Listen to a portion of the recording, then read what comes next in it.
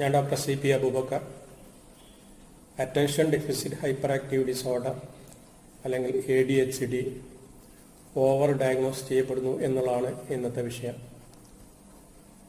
കുഞ്ഞുങ്ങൾ ജനിക്കുക എന്നുള്ളത് ഏതൊരു രക്ഷിതാവും വളരെ ആകാംക്ഷയോടെ കാത്തിരിക്കുന്ന ഒരു സംഗതിയാണ്. ജനിച്ചു കഴിഞ്ഞാൽ കുഞ്ഞിൻ്റെ വളർച്ച വളരെ കൗതുകത്തോടെ അവർ നോക്കിക്കാണുന്നു. കുഞ്ഞുങ്ങൾ ചിരിച്ചാൽ, കുഞ്ഞുങ്ങൾ ഇരുന്നു കഴിഞ്ഞാൽ, കുഞ്ഞുങ്ങൾ നടന്നു കഴിഞ്ഞാൽ, ഓടിക്കളിക്കാൻ തുടങ്ങിക്കഴിഞ്ഞാൽ നമ്മളത് ആവേശത്തോടെ നമ്മൾ പറയും, എൻ്റെ കുട്ടി എല്ലാ കാര്യങ്ങളിലും വളരെ ഉഷാറാണ് എന്ന് പറയും. ഈ പറച്ചിൽ കുറച്ച് അഹങ്കാരവും ചിലപ്പം ഉണ്ടാവും. അടങ്ങിയിരിക്കില്ല, അവൻ എപ്പോഴും ഭയങ്കര കുസ്തിയാണ് എന്നൊക്കെ നമ്മൾ മറ്റുള്ളവരോട് പറയും.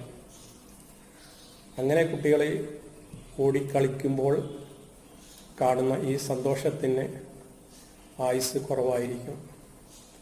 കാരണം ഒരു 3 വയസ്സ് കഴിഞ്ഞാൽ നമ്മൾ കുട്ടികളെ നഴ്സറി സ്കൂൾ അല്ലെ പ്ലേ സ്കൂൾ ചേർക്കുന്നു. അവിടെ ചേർത്തിക്കഴിഞ്ഞാൽ ഓടിക്കളി അവസാനിക്കുന്നു. കുട്ടികളെ ഇരുത്തി പഠിപ്പിക്കുകയാണ് ടീച്ചർമാർ ചെയ്യുന്നത്. കുട്ടികൾ എന്തെങ്കിലും പഠിക്കുന്നതിനേക്കാൾ കൂടുതൽ ക്ലാസ്സിൽ ഡിസിപ്ലിൻ വേണം എന്നുള്ളതാണ് നമ്മുടെ ടീച്ചർമാരൊക്കെ ആഗ്രഹിക്കുന്നതും വിശ്വസിക്കുന്നതും. അപ്പോൾ ഈ ഓടിക്കളി അവസാനിച്ച് കുട്ടി ഇരിക്കാൻ നിർബന്ധിതരാകുന്നു.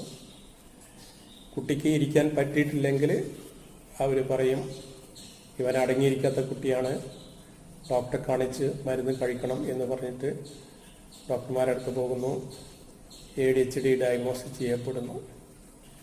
ഡോക്ടറെ കാണാൻ നിർബന്ധിക്കുന്ന മറ്റൊരു വിഭാഗം നമ്മുടെ തെറാപ്പിസ്റ്റുകളാണ്.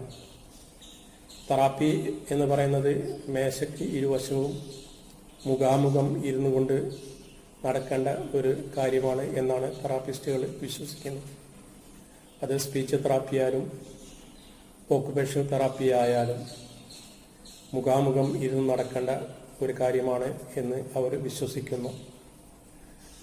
നമ്മളെ അടങ്ങിയിരിക്കാത്ത കുട്ടികൾ അവർ അരമണിക്കൂർ ഇരുന്ന് തെറാപ്പി ചെയ്യുക എന്നുള്ളത് അവരെ സംബന്ധിച്ചിടത്തോളം ബുദ്ധിമുട്ടായിരിക്കും. അപ്പോൾ അവർ അവിടെ ഇരിക്കില്ല, തെറാപ്പി നടക്കില്ല. തെറാപ്പി നടന്നിട്ടില്ലെങ്കിൽ തെറാപ്പിസ്റ്റുകൾ പറയും, കുട്ടി ഡോക്ടറെ കാണണം, മരുന്ന് കഴിച്ചെങ്കിൽ മാത്രമേ അവൻ അടങ്ങിയിരിക്കുള്ളൂ, അവന് ശ്രദ്ധ കിട്ടുള്ളൂ, എങ്കിൽ മാത്രമേ തെറാപ്പി നടക്കുള്ളൂ. ഈ പ്രായത്തിൽ തെറാപ്പി നടന്നിട്ടില്ലെങ്കിൽ സംഗതികൾ ബുദ്ധിമുട്ടാവും എന്ന് ഭീഷണിപ്പെടുത്തുമ്പോൾ സ്വാഭാവികമായിട്ടും പാരൻസ് ഡോക്ടർമാരെ കാണാൻ നിർബന്ധിതമാകുന്നു. അങ്ങനെ മരുന്ന് കഴിച്ചാൽ, ഈ മരുന്നുകൾ എന്ന് പറയുന്നത് തലച്ചോറിനെ തളർത്തുന്ന മരുന്നുകളാണ്. അങ്ങനെ മരുന്ന് കഴിച്ചാൽ കുട്ടി ഒരു അർദ്ധബോധാവസ്ഥയിൽ തെറാപ്പിസ്റ്റിന്റെ മുമ്പിലിരിക്കും. പക്ഷേ പറയുന്ന കാര്യങ്ങളൊന്നും മനസ്സിലാക്കാനുള്ള കഴിവ് ആ സമയത്ത് കുട്ടിക്കുണ്ടാവില്ല. പക്ഷേ തെറാപ്പി എന്ന് പറയുന്ന ഒരു സംഭവം വളരെ യാന്ത്രികമായി നടക്കും. തെറാപ്പിസ്റ്റ് ഹാപ്പി ആയിരിക്കും. പക്ഷെ നമ്മുടെ കുട്ടികൾക്കൊന്നും പഠിക്കാൻ പറ്റില്ല, അതിന് ഫലം ഒന്നും ഉണ്ടാവില്ല എന്നുള്ളതാണ് അതിൻ്റെ റിസൾട്ടായിട്ട് വരുന്നത്.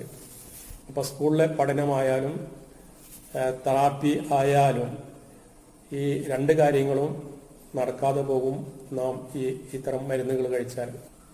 ടീച്ചർമാരും തെറാപ്പിസ്റ്റുകളും പറഞ്ഞു വിടുന്ന കുട്ടികളെ ADHD ഡയഗ്നോസ് ചെയ്യുന്നത് ഡോക്ടർമാരാണ്, മരുന്ന് കുറിച്ച് കൊടുക്കുന്നത് ഡോക്ടർമാരാണ്. നമ്മൾ DSM ക്രൈറ്റീരിയയെ പറ്റി കഴിഞ്ഞ എപ്പിസോഡിൽ പറഞ്ഞിട്ടുണ്ട്. 9 ചോദ്യങ്ങൾ ചോദിക്കണം. അതിന് 6 എണ്ണമെങ്കിലും അനുകൂലമായിട്ടുള്ള ഉത്തരമുണ്ടെങ്കിൽ മാത്രമേ ADHD ഡയഗ്നോസ് ചെയ്യാൻ പാടുള്ളൂ. ഈ ലക്ഷണങ്ങൾ മുഴുവനും ഗൃഹാന്തരീക്ഷത്തിൽ, സ്കൂളിൽ അല്ലെങ്കിൽ ജോലി സ്ഥലത്ത്, ഈ 3 സ്ഥലങ്ങളിലും നാം അതിനെക്കുറിച്ച് വിശദമായിട്ട് അന്വേഷിക്കേണ്ടതായിട്ടുണ്ട്. നമ്മൾ സ്കൂളിലെ കാര്യങ്ങൾ സ്വാഭാവികമായിട്ടും ചോദിക്കേണ്ടതാണ്. പക്ഷേ ഡോക്ടർമാർ അതിനെപ്പറ്റി അന്വേഷിക്കാറില്ല. ഇനി പാരൻറ്റിനോട് ചോദിച്ചാൽ തന്നെ സ്കൂളിലെ കാര്യങ്ങൾ പാരൻസിന് അറിയാൻ സാധ്യതയും ഇല്ല. ജോലി സ്ഥലത്താണെങ്കിൽ സഹപ്രവർത്തകരിൽ നിന്നാണ് വിവരങ്ങൾ കിട്ടേണ്ടത്.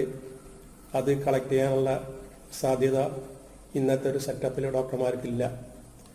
അങ്ങനെ വളരെ കാഷ്വലായിട്ട് ആണ് ഡോക്ടർമാർ ADHD ഡയഗ്നോസ് ചെയ്യുന്നത്.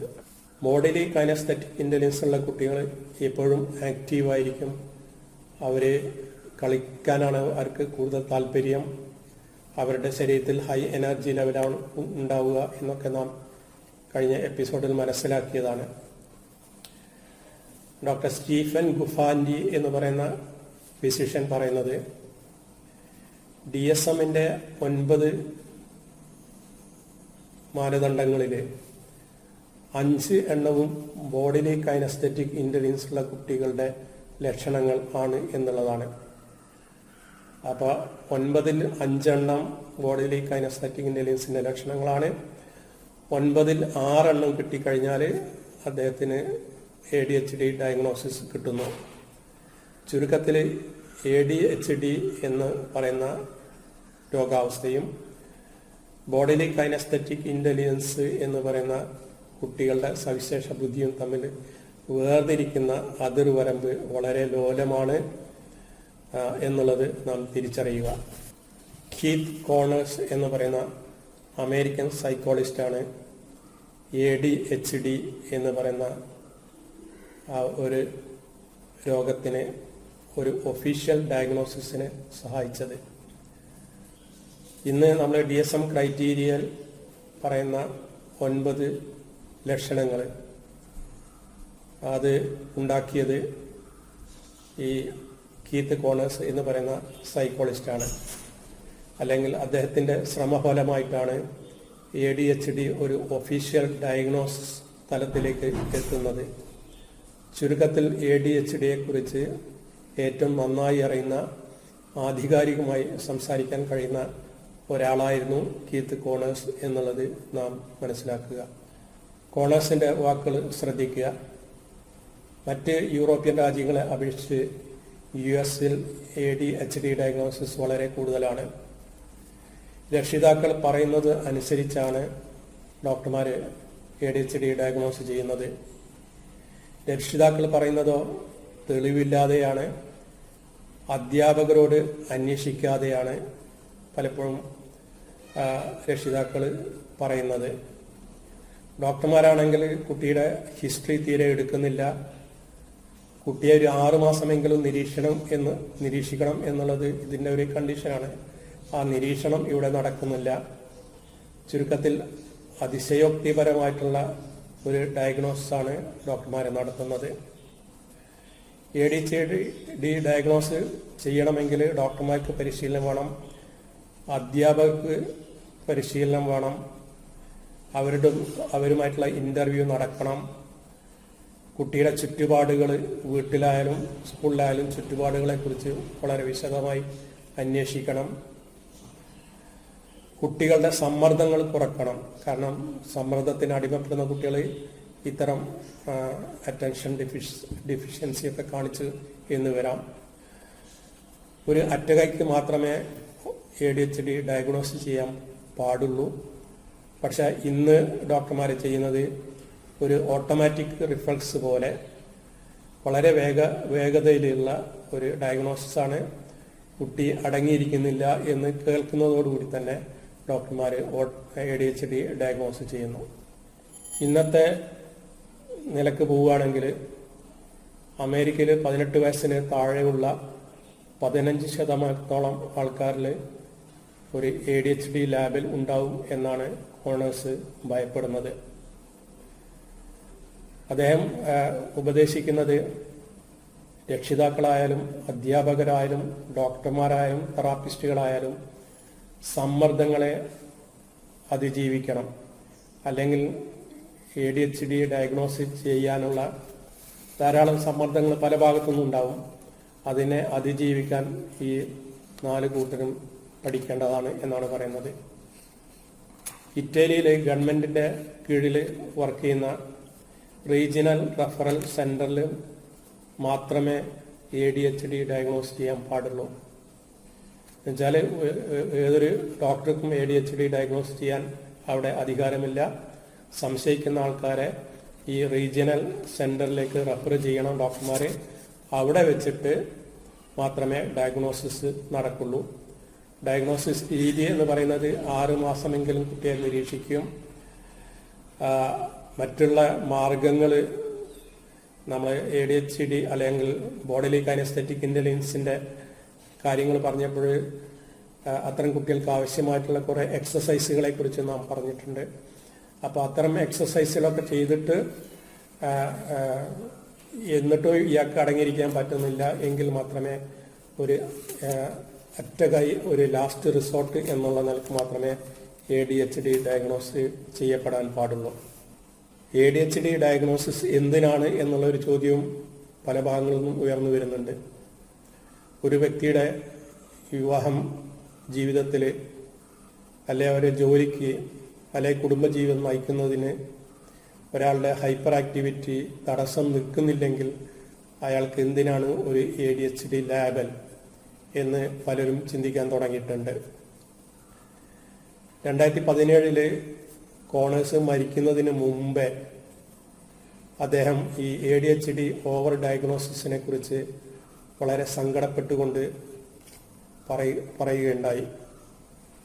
അദ്ദേഹം പറയുന്നത് ഇന്ന് ADHD ലാബിൽ ഉള്ള ആൾക്കാരിൽ വെറും 2 അല്ലെങ്കിൽ 3% മാത്രമേ യഥാർത്ഥത്തിൽ ADHD ഉള്ളൂ എന്നാണ്.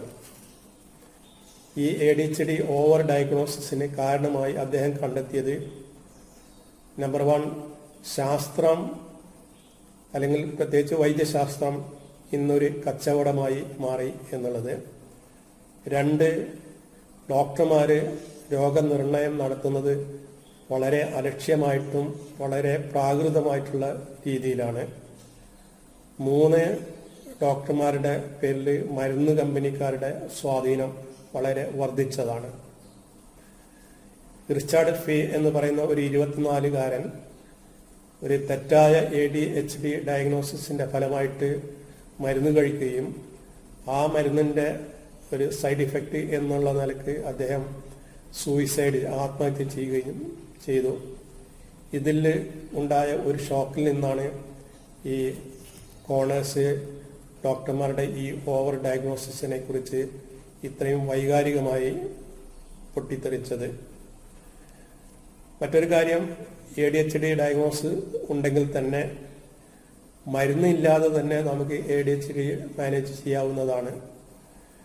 നമുക്ക് ADHDയുടെ കാരണങ്ങളെന്ന് പറഞ്ഞപ്പോൾ നമ്മളെ ന്യൂറോണിൽ ആക്സോണിൻ്റെ വളർച്ചക്കുറവ് പറഞ്ഞു, prefrontal lobe, cerebellum, basal ഗാംഗ്ലിയകളുടെ വളർച്ചക്കുറവ് പറഞ്ഞു, മൈലിൻ ഷീത്തിൻ്റെ അഭാവം പറഞ്ഞു.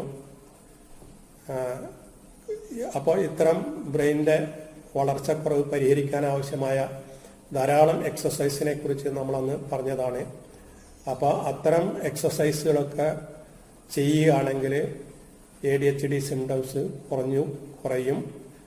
അങ്ങനെ അതെല്ലാം പരീക്ഷിച്ചിട്ട് ഒരു അറ്റകൈ എന്നുള്ള നിലക്ക് ഒരു ലാസ്റ്റ് റിസോർട്ട് എന്നുള്ള നിലക്ക് മാത്രമേ നമ്മൾ ADHDക്ക് മരുന്ന് കഴിക്കാൻ പാടുള്ളൂ. രക്ഷിതാക്കളാണ് ഈ കാര്യം ശ്രദ്ധിക്കേണ്ടത്.